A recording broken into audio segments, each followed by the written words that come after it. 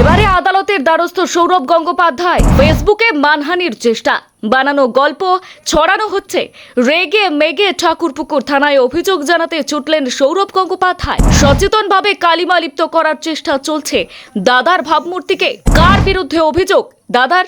আসুন জেনে নিই। সোশ্যাল মিডিয়ায় তার নাম ব্যবহার করে ধারাবাহিকভাবে মানহানিকর এবং বিভ্রান্তিকর তথ্য ছড়ানো হচ্ছে বলে অভিযোগ তুললেন ভারতীয় ক্রিকেট দলের প্রাক্তন অধিনায়ক তথা প্রাক্তন বিসিসিআই এর সভাপতি।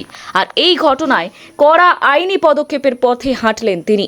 একটি ফেসবুক ফ্যান পেজ এবং একটি ডিজিটাল সংবাদ মাধ্যমের বিরুদ্ধে কলকাতার ঠাকুরপুকুর থানায় লিখিত অভিযোগ দায়ের করেছেন সৌরভ গঙ্গোপাধ্যায়। পুলিশ সূত্রে খবর, সৌরভের অভিযোগপত্র ইতিমধ্যেই থানায় জমা পড়েছে এবং ঘটনার প্রাথমিক তদন্ত শুরু হয়েছে।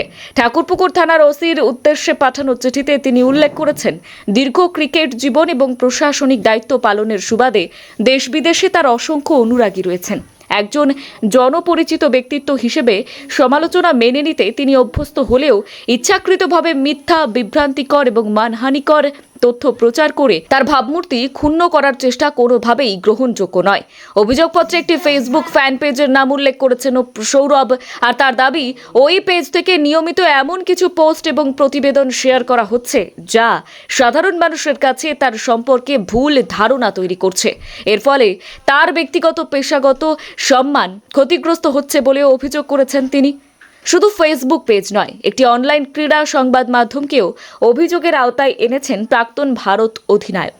তার অভিযোগ, ওই পোর্টাল থেকেই বিতর্কিত এবং মানহানিকর কন্টেন্ট প্রকাশিত হচ্ছে এবং পরে তা বিভিন্ন সোশ্যাল মিডিয়া প্ল্যাটফর্মে ছড়িয়ে দেওয়া হচ্ছে। তদন্তের সুবিধার্থে সংশ্লিষ্ট পেজ এবং পোর্টাল সংক্রান্ত বিভিন্ন তথ্য পুলিশের হাতে তুলে দিয়েছেন তিনি।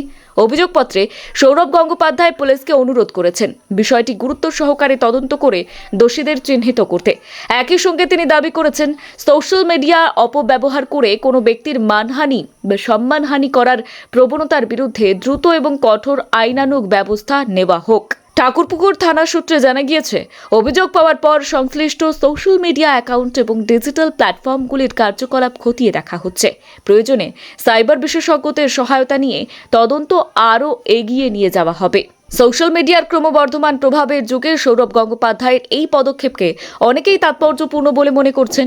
বিশেষজ্ঞদের মতে, ভুয়ো খবর, বিভ্রান্তিকর তথ্য এবং অনলাইন ট্রোলিংয়ের বিরুদ্ধে এই ধরনের আইনি উদ্যোগ ভবিষ্যতে আরও সচেতনতা তৈরি করতে পারে।